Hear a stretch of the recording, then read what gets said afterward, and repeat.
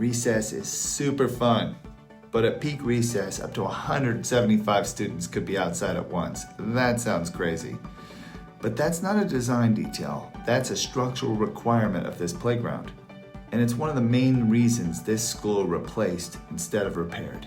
We've had 175 students out here playing, and there's room for everybody, and it's just been wonderful.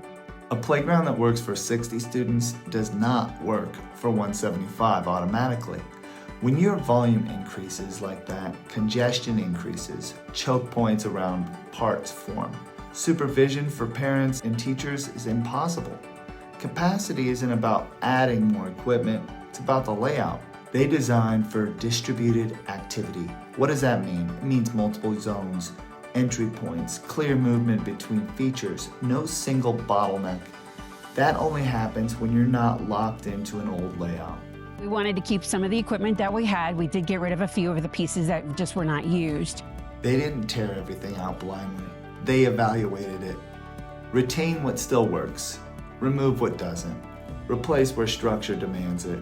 Some equipment had been there so long that staff remembered using it as students. But age and sentiment don't determine alignment. Safety standards do, usage patterns do, layout performance does. When you try to upgrade pieces of a decades-old structure, you will preserve its limitations.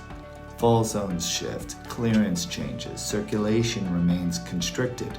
Replacement removes those structural constraints. The whole playground was here since I was a student. Imagine how big this is.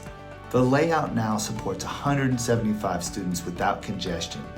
Play is distributed naturally. Supervision improves, there's no bottlenecks. None of that's by accident. It happened because they replaced instead of patching. Designing for scale means evaluating what to keep and what to remove. Capacity isn't about appearance, it's about movement. And when volume demands it, replacement creates flexibility that repair cannot.